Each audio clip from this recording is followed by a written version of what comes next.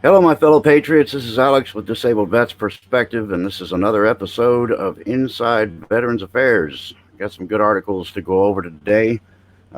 Quick note: Miss Belinda will not be joining me tonight. She's packing up her important documents and her valuable things. They're loading up their cars, and they will be heading over this way from Jacksonville. They don't want to be there when this thing comes through. There's not going to be a direct land impact, and some people think, oh, well, it's not hitting the land, so there's no big deal. But the reality is, the storm force winds exceed way beyond the center of the eye, and they could end up with some hurricane force conditions in Jacksonville, and they're in a pretty low-lying area, pretty close to the coast. So, better for them to be out of there than to stay at home dealing with it. Just would ask that you guys put them in your thoughts and prayers, because they just, like, in the last couple of months, got their house fixed from the last hurricane. They finally got it taken care of. Hey, Pete, good to see you, buddy. So just keep them in your thoughts. She will be here in the Pensacola area on probably Tuesday night, so we'll actually be doing our Tuesday night show on location here in person. So that'll help you get her mind off of what's going to be happening at her place. So anyway, so that's where she is tonight, taking care of the personal affairs, and we'll all be thinking about her. Anyway, so I got some decent articles to go over. I know there's a few live shows going on, so just I guess we'll enjoy the people doing this one on the rerun. But let's see, the story I want to open with is not the one that just popped up on my screen. Imagine that. Welcome to the glitchiest show on YouTube. Yes, folks, guaranteed to be something with a computer going on during my live events. Hi, DM. Good to see you. Welcome. Let's see. Um, the let's see. The first article I want to go over. I actually got the right one to open this time, I think. But it's like Russian roulette or craps. You just kind of throw the dice. And yes, that's exactly what they did to me. Here it is.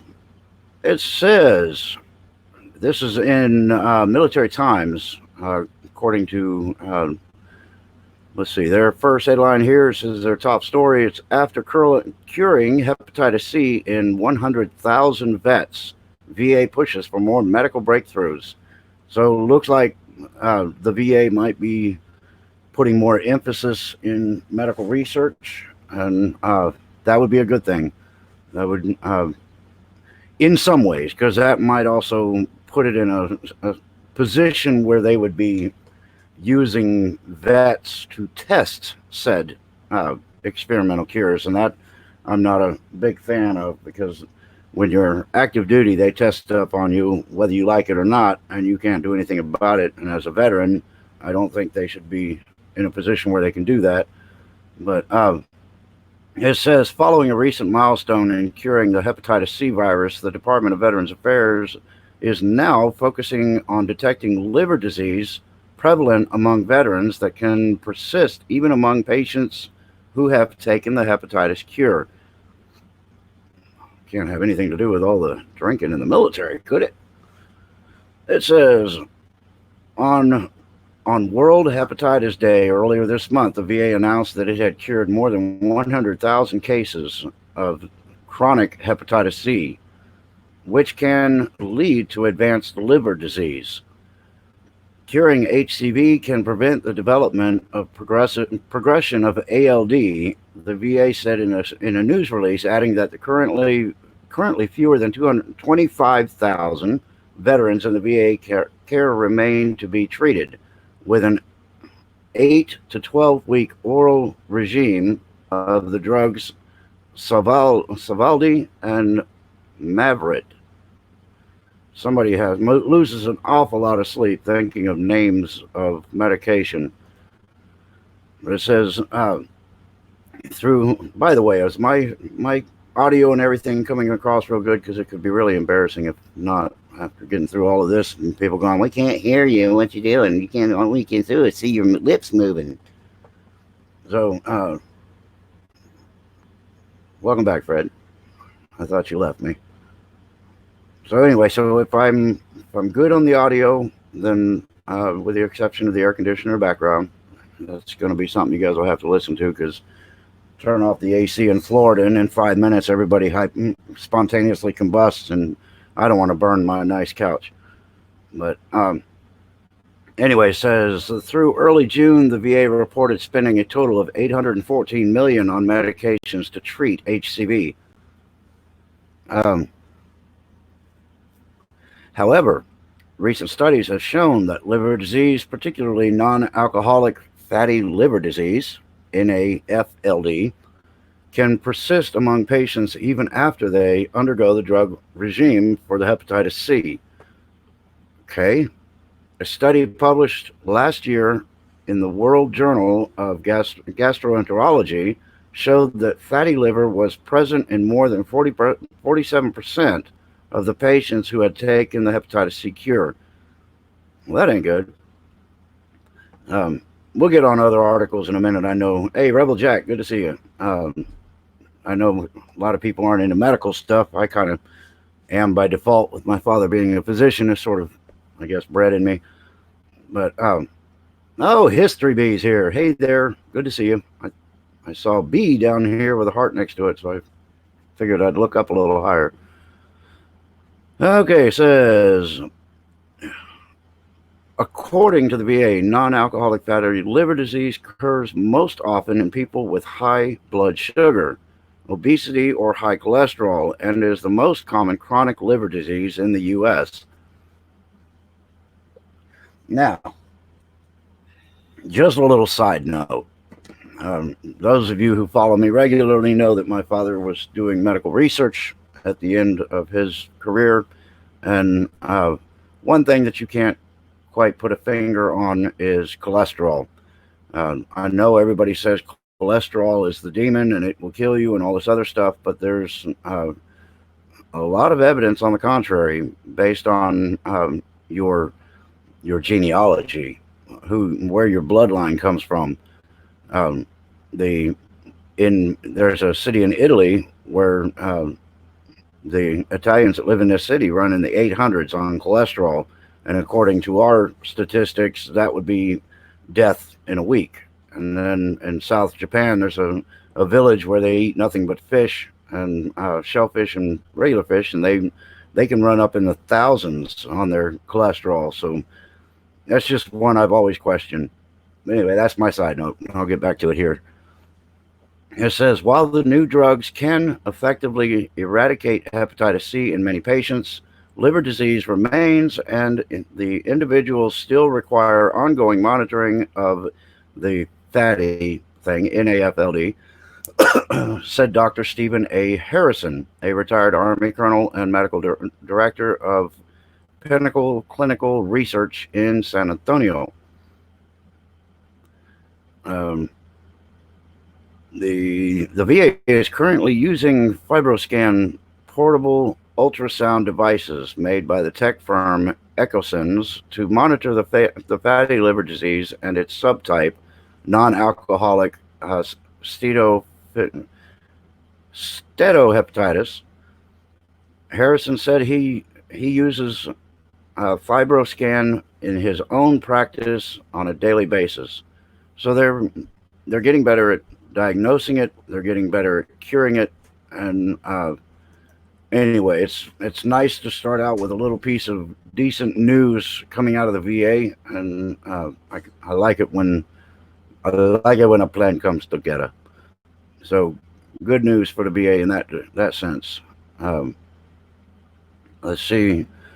Just scanning real quick on Military Times, see what's going on. We all know that Hurricane Dorian is going to be battering the entire East Coast of pretty much from the Central Florida north to North Carolina.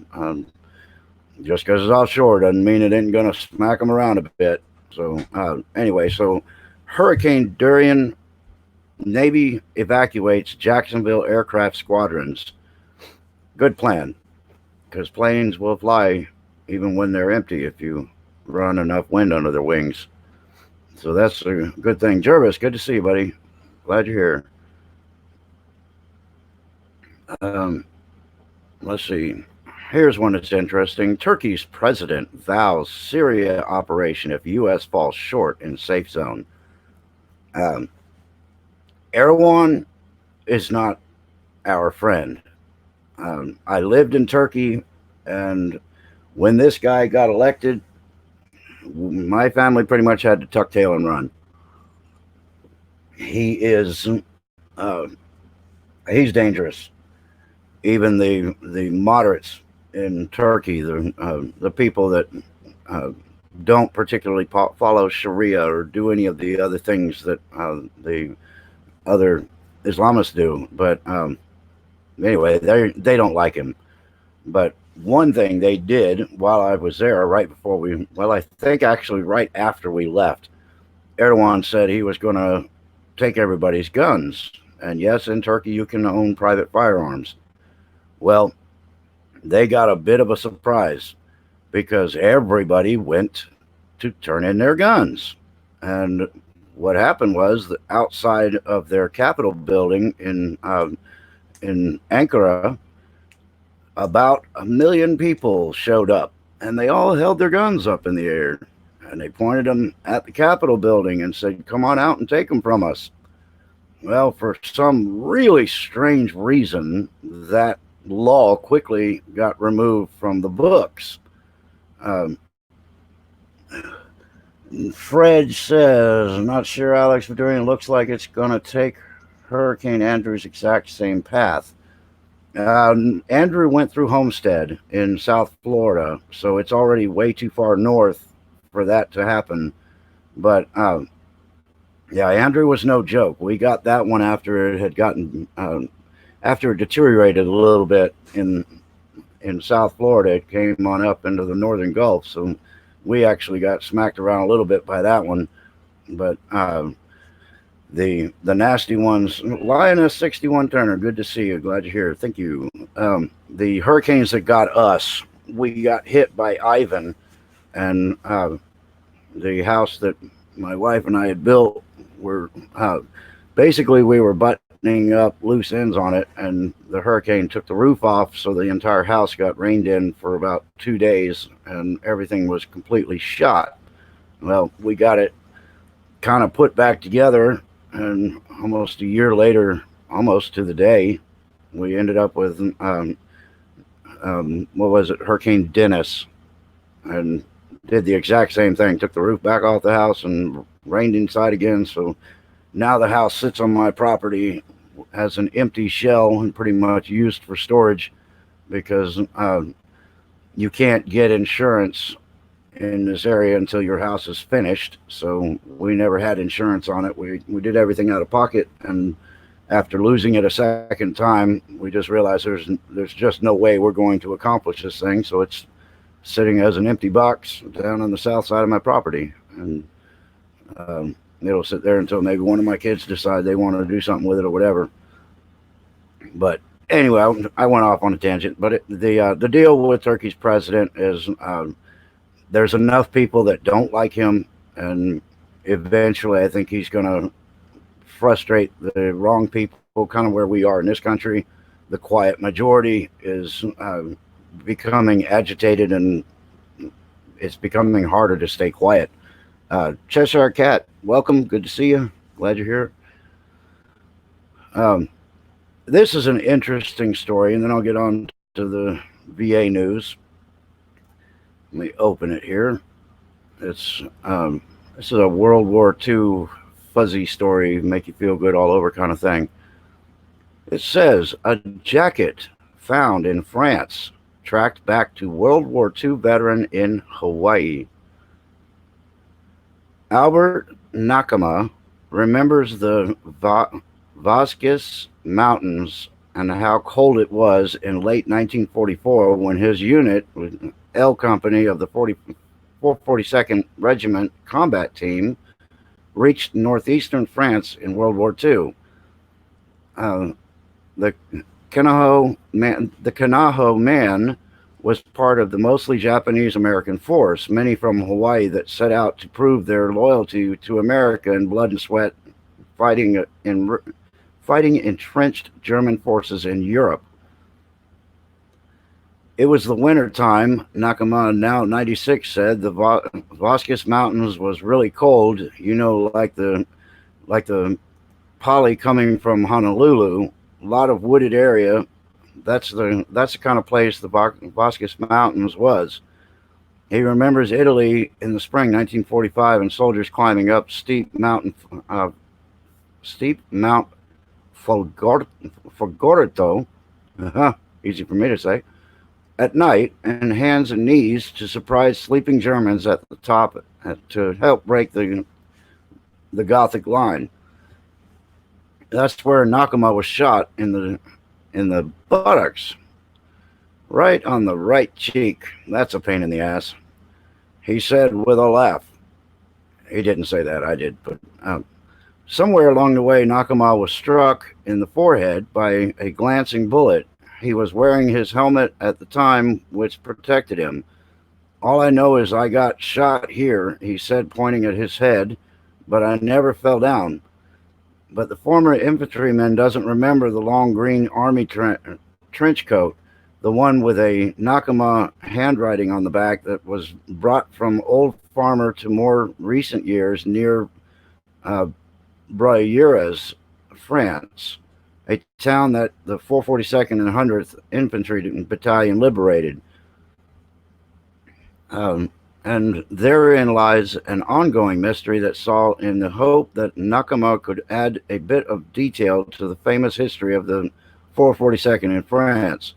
For Nakama, who lives at Pahai Nani in Kanahoe, the memories are fleeting now and come in bits and pieces. So anyway, let's see. I want to try to get to the meat of this about how he got the jacket, but it's a very, very long article. Anyway, if you want to read the whole article on that, which might be kind of fun, it's Military Times, and it's military.com is what it is, and it's the headline: in jacket found in France, tracked back to World War II vet. So anyway, so go check out that story. It's just a good, feel-good story, kind of nice. But here we are on Veterans News Issues. Thank you, Jarvis, for posting that. VA says, don't go it alone on International Overdose Awareness Day. That was 8/30/2019. So I guess everybody was supposed to overdose that day, so there was complete awareness of it. Not really, but it says the U.S. Department of Veterans Affairs urges veterans and their family members to learn about overdose prevention and seek help for pain management and substance use on International Overdose Awareness Day. Personally, I think you would want to seek out help for that on every day, but maybe once a year it gets busy. I don't know. So anyway, Overdose Awareness Day was the 30th, and articles always come in a little bit late, so it's kind of funny. I can tell you about them just exactly after they happen. Secretary Wilkie's statement on Chairman Isaacson's retirement. If Isaacson has been there for a long time, then maybe retirement is overdue, because World War II is fascinating. Yeah, that's the toughest generation. I like to think that we could handle our own, but they did what we did with half of the equipment and tools that we use in our time. So they are truly the most intense. Always much respect for my World War II brothers and sisters. Yeah, Fred, right on. All right, so here we go. Department of Veterans Affairs Secretary Robert Wilkie released the following statement today regarding Senate Committee on Veterans Affairs Chairman Senator John Isaacson retirement announcement. A chairman of the Senate Committee on Veterans Affairs, Senator Johnny Isaacson, presided over one of the most transformative times in the VA since the end of World War II, and veterans are better off because of his efforts. Veterans have no greater friend, and the Senate no greater example of decency and patriotism. A man of his stamp will be missed in Congress, said VA Secretary Robert Wilkie. Um, I guess I'm not as familiar with Isaacson as I should be, but if you know in the chat, give me a let me know when Isaacson started on the Veterans Affairs Committee. See if that was since Trump was done, or if he was seated there beforehand. I'm just curious. I just don't have the information right in front of me. His leadership in the Senate is invaluable to veterans and can be seen in important reforms like the Mission Act. His wisdom will continue to guide us in the future as we establish Blue Water Navy benefits and modernize our electronic health record system, Wilkie added. We wish him and his family the best. Links the Don, welcome. Good to see you. Don't recognize the name. Are you a first timer? Are you a virgin for my channel, or you been here before? I may just not have caught you in there. Let's see. History B, you said very tough. Working on a piece about Audie Murphy. Right on. Yeah, that'll be a good one. You gotta hurry up on that. Audie Murphy. Wish I could stay, but can't. Please hit that like. All right, girl. Well, appreciate you coming by. Just coming by to wave a hand is plenty good for me. I like that too. So anyway, so that's the deal on Isaacson. He's out, and I think you guys are aware that a lot of Republicans are ducking out, and kind of makes me wonder if there's some kind of a tactical move by the Democrats so that the Democrats have a better chance because they're making Republicans get out of their way. And I wonder if some of the Republicans are doing it voluntarily. California Critic, good to see you. Welcome. Oh, you've been here before, the Don. Okay, cool. Well, good to see you again. I know to watch for you. Now, this is interesting. The VA partners with National Guard to provide on-site counseling during training weekends.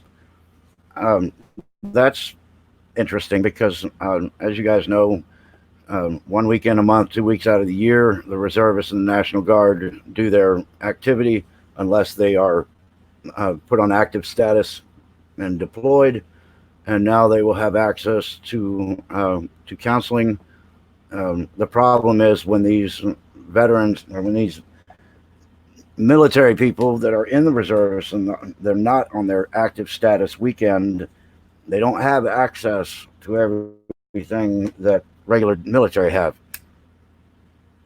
So this will help with that, since you have to do things based on when you're active, and that's your weekends, and 1 weekend a month, 2 weeks out of the year.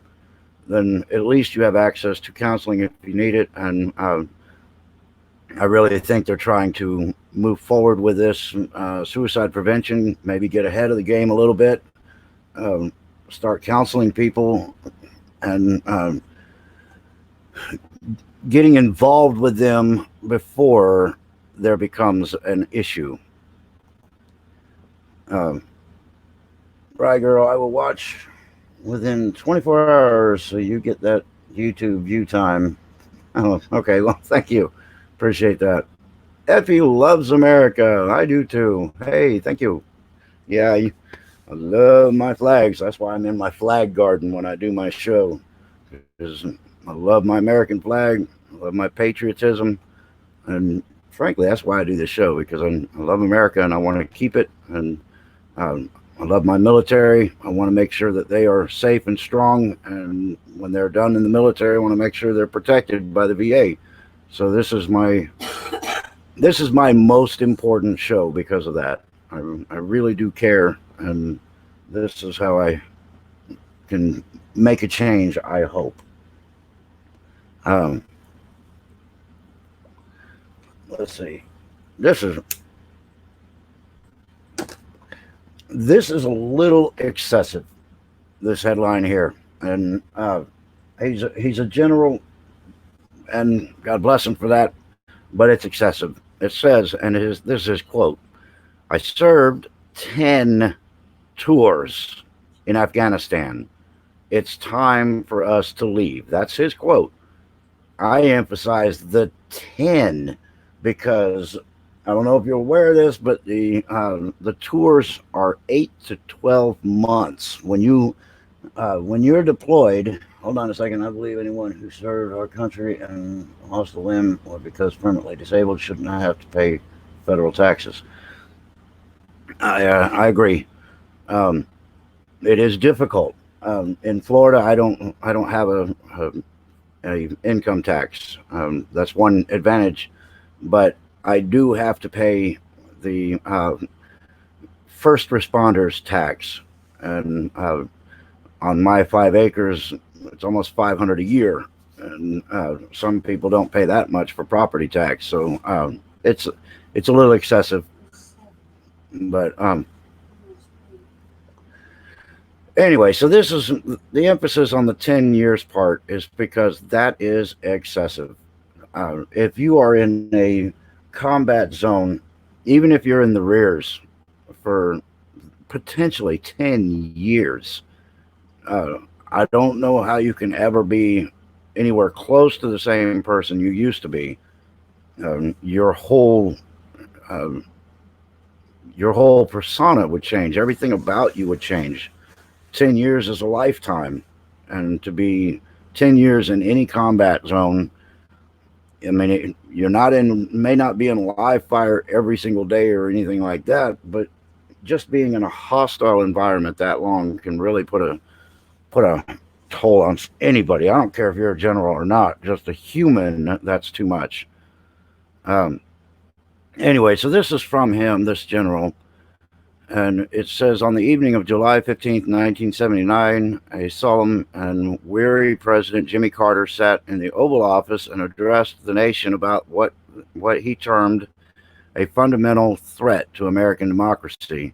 We are a republic. Sorry. Known historically as the Crisis of Confidence speech, President Carter used his prime time slot to emphasize about the general malice hovering over the country. It was a particularly perilous period for America, whose economy was trapped in a high inflation and emergent energy shortage, and whose political elite was distrusted by the very citizens they were supposed to represent. Wow, that sounds like now, but I think even more distrust. Hey, WTF, welcome. Watchful Warrior, good to see you, brother. Glad you made it. Um, yes, Jarvis, I absolutely am. I have got patriotism just oozing from me. When I sneeze, I turn Kleenexes into red, white, and blue. It's really bizarre, but yeah, I am all about my country. I served it, and I want to keep it. All right. 40 years after that momentous speech, America is undergoing a similar crisis of confidence, which is foreign policy and defense establishment. Yeah, we're sick and tired of it. The gulf between the policy elite and the general public is wide and getting wider. It can be seen in the 59% of Americans who no longer believe a generation-long war in Afghanistan is worth the effort. It's not. Afghanistan will never change. They've been at war since their very first existence. They are a warring faction. They are tribes of opposing views, and Afghanistan will be at war for the rest of eternity. That's just what they do, and we need to get the hell out of there. Let them have their war and kill each other off and be out of their way so they can do it without hurting any of us. Afghanistan is lost. The Russians lost a war to Afghanistan because they will never stop fighting. And we don't consider ourselves at a loss with Afghanistan. We've done our objective, but now we're just babysitting poppy fields, and that'll get me banned. But the CIA uses the military as their personal guards for their drug running organizations. So that's all we're doing in Afghanistan now is protecting poppy fields. And we need to get the hell out of there and be done with it. Let them kill each other off and get over this war stuff. Anyway, so Afghanistan is worth the effort. So no, it's not. In the pile of taxpayer money devoted and often misallocated, always misallocated during the post 9/11 wars, 5.9 trillion with a tree, according to Brown University Cost of War Project, and the unending deployment schedule that puts stress on America's service members, and in the utter lack of accountability within the senior leadership despite repeated mistakes. Yeah. Lee, good to see you, brother. Welcome. Glad you're here. Oh, yeah, my pillows. I got those at Wally World, so they're probably made in China. It's disgusting. But, I like my pillows. This one here, I gotta open up my screen so I can make sure I see it. I like this one because it says support our troops. Yep, it's kind of, there it is. Anyway, so yeah, I like that one. My dog holds that up for me, so that's kind of nice of him. But then the other one is just a pillow full of stars, but I like them. Anyway, so getting back to that article there, um, the the result has been poor decision making and poor judgment in the kind of inconclusive and expansive wars the American people have become delusional with. The Now, I go over some of this in my walk and talk videos, but I think I might have brought it up here. But at some point, people have to realize that the wars are not choreographed or instigated by world governments. They are programmed, paid for, and supported entirely by banking conglomerates. Um, the In World War II, we had two massive organizations that were funding either side of the war, but they were selling their products to both sides. Uh, it's war is profit, and humans are expendable. The As far as the elite go, if they just had a handful of us to do slave labor for them, scrubbing their feet, washing their dishes, doing whatever, they wouldn't care if the general populace didn't exist. And that's a fact. You can listen to their rhetoric and you can hear how expendable people are. Already conservative. Good to see you, brother. It's just war. It has nothing to do with we want this land, we want this land, we want to free these people, we want to free those people. It has nothing to do with that. It's all banking elites moving their pieces on chessboards. We need to overthrow this government so we can get our financiers in there to start ridding that country of its wealth. And everywhere that we've ever given freedom to, we've also taken all their gold, we've taken all of their mineral rights, and we literally rape every country that we go to. And these are facts. It's not guesswork. And I imagine I'll be lucky if this video gets to exist after I'm done going live because I'm saying stuff like that. But frankly, my last part about that is you guys need to understand that we have lost our First Amendment and nobody has said a word about it. And I mean that truthfully, you cannot use certain words, and you can't say certain phrases. So if you cannot use your First Amendment, then you have lost it. So let that soak in a little bit. It's not that they're taking our amendments away, they have taken our First Amendment away. Um, so that one was done without a word, no pun intended. The second one they're trying to take away, and they're trying to take that away without a word too. So we need to quit being sat down and shut up. We need to get up, stand up, and tell these people this is going to stop. So that's where I stand on that. It is time that we stand up for the rights before they're all gone. Um, anyway, so that's that.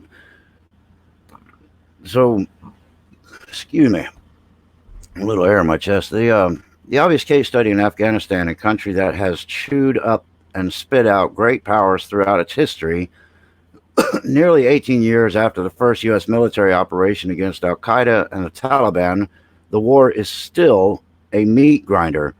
The Taliban control as much terrain now as they ever have since the conflict began. The insurgency continues to conduct operations across the country, including in the heart of the Afghan capital, despite participating in negotiations with the United States. Taliban commanders are intent on pressing their advantage on the battlefield. Washington's leverage is limited, and the Taliban know it. I would say screw them. Let's get out of there. Let them shoot each other and be done with it. But bring our equipment back too, because that's another thing that frustrates me. Every time we go to war with a country, we always give them our equipment afterwards. Oh, yeah, let's be friends. Here's our military equipment. And then a few years later, here's our military going back to fight again, and then we're fighting our own equipment. That's something I never got used to. I mean, I do understand that when we sell things to other countries, we limit their capability. Can't really get into how that happens because that's very classified, but I'm telling you that that's the case. So anyway, this is a story. We're all talking about the Second Amendment, this red flag law, and there's a story here that gives a prime example of the threat that exists. If you want to take somebody's weapons away from them, you would be, let's do this by a neighborhood scenario. You go into a gated community, maybe 100 houses, okay, we'll do 100 houses, base it on that.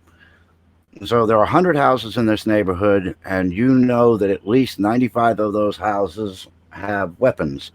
So are you going to run an entire police force into this neighborhood and start breaking doors down and running in there, holding guns at the people that have the guns that you want, and tell them, you're going to turn over your weapons right now?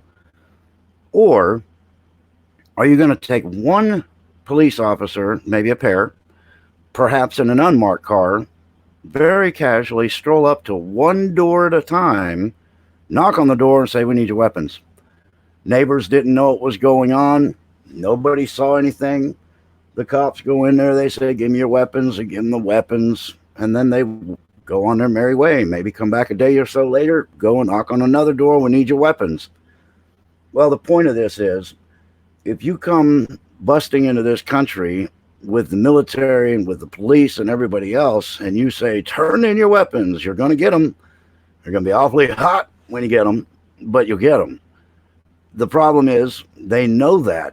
So it's easier to go and start out with onesies and twosies, just taking this guy's guns over here and maybe go over there and take that guy's guns, and do it quietly and discreetly, and then expand it. So maybe a couple more houses this week. Instead of doing one at a time, let's do 5 houses this week. I think we can still do that quietly, and we'll get those guns from those 5 people, and their neighbors won't know about it because we're going kind of quietly. I hope you're getting my point with this. they're going to take the Second Amendment away one at a time if they can get away with it. And if they can get away with that, they're going to go to 10 at a time. Then they'll go to 20 at a time. They're never going to come after us full force to get our weapons. They're going to come after us in small, quiet, personal retrievals. And the scenario is built up to this. It says remarks against Antifa prompt FBI seizure of former Marines' weapons under Oregon's red flag law. Scenario of 100 houses in the neighborhood. Go in quietly, take one, and that's it. A little later, take two. But this man basically says that it's time to do something about Antifa, and they take him as a significant threat to the safety of others, and they take his weapons away. They interviewed this man, and apparently he says, yeah, I may look intimidating, and I've been trained to be intimidating, but I didn't plan on hurting anybody. But they locked this guy up in the VA for 20 days. So they're saying, oh, he wasn't arrested, he wasn't incarcerated. Well, that's horseshit. He was incarcerated. He was put into a veterans facility for 20 days for evaluation under their mental health program. That, you're not in bars, but you're behind locked doors. So that's incarceration, baby, all the way up. That's code words and strategic use of the language makes everything seem less than it is. But he was incarcerated for 20 days. He had his weapons taken away. He's had his First Amendment, Second Amendment, Fourth Amendment, Fifth Amendment, I think the 14th, also, all obliterated. And they said, oh, well, he wasn't charged. So he wasn't charged, therefore he's not entitled to an attorney. I mean, I guess he could have one, but since he didn't get charged, there's technically no attorney needed. So this is how they're going to do stuff. Oh, well, we didn't charge him with a crime, so you don't have a position of defense. If they charge you with a crime, at least you can be seen before a judge, and then you can plead your case before you lose your rights. And the way they've done this, they can take your rights before you ever have a chance to plead your case in front of a judge. It's bass-ackwards, and something's going to have to be done about it. It's a little spooky. My scenario with the little neighborhood needs to sink in a little bit, because they're going to do this, and they're going to expand it. The more they get away with, the more they're going to do. And just remember, when you guys are giving up your guns, the criminals aren't. So you gotta make those decisions, the tough decisions. Anyway, so let me read a little more of this. Okay, started out. It says a former Marine who said at a protest that he would slaughter Antifa members in self-defense if attacked. So, in self-defense if attacked is how he said it. Recently had his 5 weapons confiscated by the FBI, according to reports. This was a toe in the water. This was a sample to see if they get away with it. The temporary seizure came through the use of Oregon's red flag law, which allows law enforcement agencies and family members to seek court order to have weapons taken away from the individual viewed as potentially violent.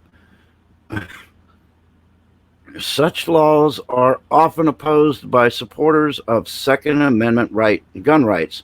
Oh, so those laws are often opposed. No, they are straight up absolutely opposed. We either have a Second Amendment and we protect ourselves from tyranny, or we don't, and then we just walk ourselves to the slaughter. That's just exactly what's going to happen. And it's happened in history, so don't tell me it won't happen. Just get on the train. We'll take care of you. Yeah, you guys go ahead and get on that train. I'm going to be out in the backwoods taking care of myself. The former Marine saying Cofield. I knew a Cofield. The former Marine Shane Cofield, 32, was not charged with any crime. Therefore, he could not be seen before a judge. That's my part. I added that. Sorry. But anyway, but surrendered 5 guns, including an AR-15 rifle, the big black scary one. According to Phil Lemon, Oregon's acting deputy state court administrator, the Washington Examiner reported.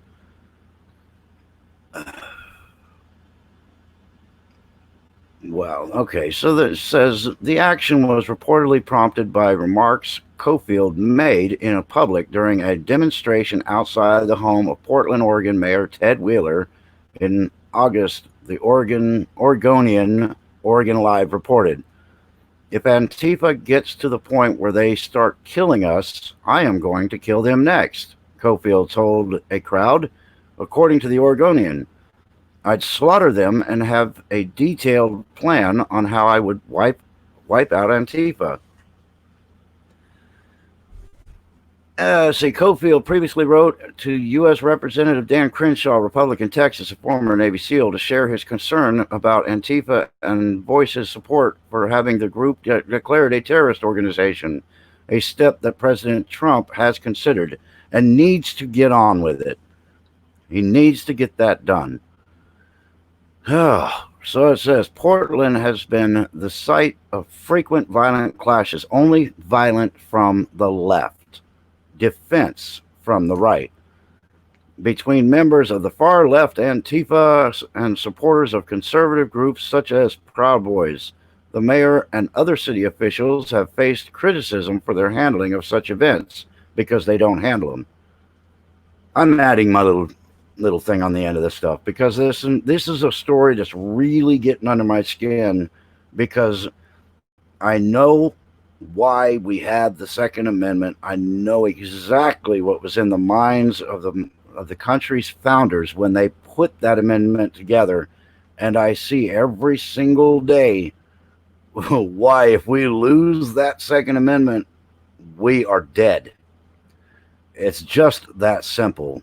I mean, veterans first, patriots second, and the threat to the tyranny has to be squelched for tyranny to blossom. And who the hell do you think they're coming after? So do not give up the damn guns. It's just got to be that simple. You don't even have to answer the door if the cops come. You do not have to answer the door. So to voluntarily give up your Second Amendment, like we've done with our first, is lunacy. But you guys just keep playing that game, the ones that are doing it. Not you guys, not my chat. I know where you guys stand. We're all in this together, and none of this is directed at you guys. So it's just me venting my frustration with it. And and as we learned in our English literature and vocabulary, it's the understood you. So anyway, based on a court order, Cofield, who served 2 tours of duty in Iraq, was committed to a veterans hospital for 20 days. Incarcerated. That is incarcerated because he couldn't say, I want to leave. So he was committed, but not incarcerated. Committed. Anyway, for 20 days, and was barred from participating in subsequent protests in Portland. According to the Oregonian, Cofield conceded that he probably appeared threatening to other people, but he never intended to cause harm. He said, I mean, this is me saying it, but he did say if they attack, then he would slaughter them in defense. So it's a little slippery when we've lost our First Amendment, so that when you say stuff now, you can be incarcerated for it. Or, excuse me, committed. New word for incarceration. Just keep it in mind. Put it down in a little vocabulary book so you know what they're saying when they use these certain keywords. He says, I looked unhinged. I looked dangerous and have the training to be dangerous. Well, anybody who has been through basic training and any form of advanced training is quite capable of being dangerous. That's why they train us. So It's not his fault. It's in the training. The FBI would not comment about the case. Of course they won't, because they're breaking the Second Amendment and they're taking away his constitutional rights. So of course they're going to keep their mouths shut about it because they don't want to bring attention to it. And here's a little side note about the FBI. You've seen what's going on with Comey and everybody. I say that if the cops come to your door to take your guns, you do not have to answer the door. And you can demand a warrant, and then you can basically demand that you have the opportunity to be seen before a judge. So you have to know your rights, and that's important. But if you are confronted by the FBI, based on what I've seen in the last 2 years, my best advice to anybody out there is if you are approached by the FBI, you better keep your mouth shut. It's that important. I mean, the FBI says, "Oh, this ruins our reputation. It makes us hard. It makes it hard for us to follow through with investigations." Well, that's their fault. The important thing is that you just keep your mouth shut. If they say any question, you can just go. Because here's what's going to happen. If they decide to take you into custody, they're going to have to take you to a local jurisdiction. And once you get there, if you get booked, then you're speaking to a lower level police officer probably. And at that point, you can say, I want a lawyer. But I would never say a word to the FBI, ever. Just keep your mouth shut. Make them hand you off to somebody that hasn't got the jurisdiction that they have. And just be silent. You have the right to remain silent. Use it. Okay, the Oregon legislature narrowly passed the state's red flag law in 2017 with no Republican support in the House and backing from only one Republican in the Senate, which means he was not a Republican, he was a rhino. Governor Kate Brown, a Democrat and sister of Moonbeam Brown, signed the bill into law on August 15th of that year, and the law took effect January 1st, 2018. And they've been taking guns ever since. So anyway, that's my rant on that subject. I hope that you guys understand what I'm saying about the way that they're going to do it. And using the neighborhood analogy is the best way I can put it together.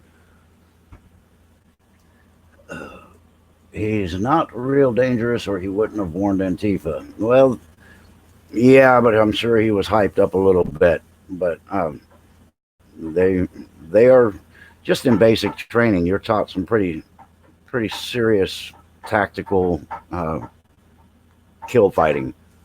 That's the problem. You're not taught how to do a back of the gym rumble after school with a put up your dukes. That's not how you're taught to fight. So any moderate or basic level of training is going to put you in a category that's that makes you dangerous. Let's see here. This one here. This is another decent story. I'm glad that this is coming to fruition because it's been in litigation for a while. Sandra Ann McGibbon, good to see you. Welcome. Anyway, it says Vice President Pence says the Bible stays. A veterans hospital facing lawsuit. The Bible will stay at the veterans hospital that's facing a lawsuit. What they're talking about is it's a memorial set up in VA hospitals and veterans clinics, and it's a table setting. It's got the setting for the people, and in place of the plate and the silverware and things like that, there's a chair that just has the Bible in front of it. And the significance of it is that that's the missing family member, the fallen soldier that will always have a place at the table, and the Bible represents that person. So some anti-God group or anti-religious group. Florida Jim, good to see you, buddy. Glad you're here. Uh, anyway, an anti-religious group decided that it was offensive to have the Bible sitting on a table in a veterans facility. Well, here we go. Vice President Mike Pence weighed in on First Amendment lawsuit challenging a Bible on display at the New Hampshire Veterans Hospital, saying, under the current administration, VA hospitals will not be religious free zones, which means if you are not religious, then that's your business. But if you are religious, you're welcome in the VA. Your religious memorabilia, you're wearing a shirt, God bless America, whatever. If somebody takes offense to it, well, you can now tell them to kiss off, because it's all religion is welcome. Freedom of religion, it will be practiced in our federal veterans facilities. And here's a quote from the president and vice president. We will always respect the freedom of religion of every veteran of every faith, Pence said in a speech addressing the American Legion National Convention in Indianapolis on Wednesday. And my message to the New Hampshire VA hospital is this: the Bible stays. Golf clap. It's just about time that we stand up, and it's good that we've got a president and a vice president that are standing up. Just makes me feel warm and fuzzy all over. Anyway, it says the Military Religious Freedom Foundation that originally objected to the Bible called the president a repulsive and repellent. Anyway, so that's good. As long as you can offend somebody thoroughly, then you have done your job. Because being offended kind of wipes off after a while, or if it doesn't, then that's a personal problem. It says the Bible became part of the missing man table honoring missing veterans and POWs at the entranceway of the Manchester VA Medical Center. The Department of Veterans Affairs said that the table was sponsored by a veterans group called the Northeast POW MIA Network. A federal lawsuit was filed in Concord in May by U.S. Air Force veteran James Chamberlain against the center's director, Alfred Monterey, saying the Bible's inclusion is a violation of the Constitution. The First Amendment stipulates that the government may not establish any religion, nor can the government give favoritism to one religion belief at the expense of another, according to the suit. Well, that table place setting memorial has been around a very long time. The people that I guess would have taken offense to it aren't even near as old as that actual exhibit is. So they have been taught and learned to take offense to everything. Things that have been around for 100 years. All of a sudden you have somebody in their 30s, whatever, weren't even alive when this stuff was created. And up until that day when they say they're offended, nobody has ever given it a second thought. So these people are being taught to be offended, to be repulsed. I mean, the educators are doing this to the children. The advanced education, these colleges, they're not teaching anything except for how to be offended, how to protest, and how to basically piss and moan until you get your own way. And God bless them, but it's not going to get them done anywhere. But anyway, I think I had one more article open, and I am right at my hour. But okay, I'm doing this one. I'm going to go a little bit long tonight. I'm sorry about that, but this is important to me because this month it says Chairman Takano, VA should mark National Suicide Prevention Awareness Month with a nationwide stand down. This is National Suicide Awareness Month, folks. As you know, if you've watched me, you know that this has hit very close to home with me. I lost my cousin several months back. He lost his fight with his mind, basically. Took his own life, left behind a wife and a child, and kind of messed with all of us, wrecked us all a little bit. So this month is important to me. Veteran suicide has always been important to me, and keeping veterans alive, getting them the help they need, mentoring, taking them under your wing, keeping an eye out for signs, withdrawal, depression, maybe high levels of anxiety when they're in public. Just, you really need to be aware of the veterans around you, especially if they're family members. This is a very important month. I want you guys to keep that in mind. And I just want to read real quick. Washington, D.C. Today, House Committee on Veterans Affairs Chairman Mark Takano, Democrat, California, released the following video statement to mark the beginning of the nation's Suicide Prevention Awareness Month and reiterate his call for VA-wide stand down to address the crisis of the veteran suicide. I am Congressman Mark Takano, Chairman of the House Committee on Veterans Affairs. Today marks the beginning of National Suicide Prevention Awareness Month, and with 20 veteran service members, reservists, and members of the National Guard dying by suicide a day, it is clear we have a national public health crisis on our hands. In April, following 3 suicides on veteran property in 5 days, I directed the committee to work in a bipartisan manner to address the nation's national crisis of veteran suicide and made it this committee's top priority. We acted immediately and since then have held hearings and passed 5 bills to address this crisis. And yet, with each suicide, it becomes more clear our country is not doing enough. We need new solutions. That's why we have called on VA to institute an immediate nationwide stand down to address this crisis. Over the next 15 days, I'm asking VA to, 1, ensure all VA staff are fully trained.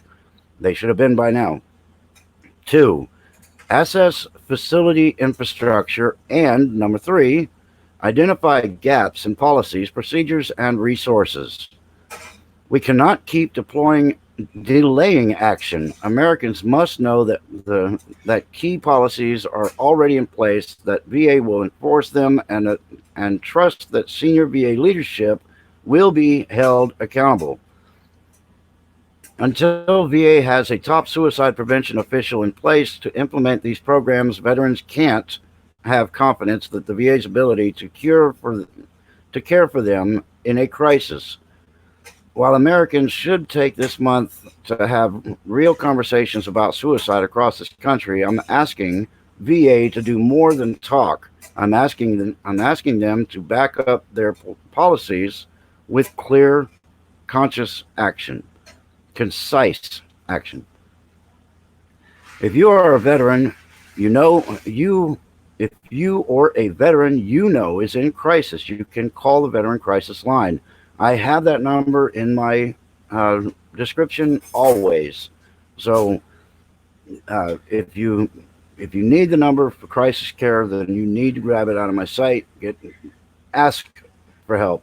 If you're just too powerful to be thinking that you need help, then go ask another veteran, because I promise you, we will always be there for you. I don't care. It doesn't matter if we've served with you. It doesn't matter. We're brothers. We're sisters. We are at arms together. So suicide prevention is possible. If you are the veteran, you need the help. You need to ask. You're never too macho, or you're not showing a sign of weakness by seeking out help. So do it. Ask another veteran, go to your VA center, call the crisis hotline, but do something before you make the worst decision, because suicide's quick for you, but it lasts a lifetime for everybody else. But anyway, with that said, I think that's been enough of a rant tonight. A couple of these stories just really got to me. If I came across kind of hard tonight, I apologize about that. I try to do things on at a neutral tone. My goal is to get the news to you, not to scare you like I'm a battlefield commander or anything like that. But anyway, um, yeah, Douglas Ducote's video. I saw that this afternoon. It was well done. Um, yeah, thank you, Fred. I plan on it. I'm always going to be in the fight. But anyway, so here's the thing. Thank you to my mods. You guys are great. You do a fine job, outstanding job taking care of my chat. All my visitors come see me tonight. I love you all. Appreciate you being here. I hope you enjoyed the show. Belinda and I will be back on Tuesday night. She will be live on location because she's evacuating from Jacksonville. So they're coming over here, and we will be doing our show live from the couch in the Flag Garden on Tuesday night. Thank you, History Being. God bless you as well. Anyway, so that's what I've got for tonight. I hope you all enjoyed it. And until Tuesday night, y'all, stay in the fight.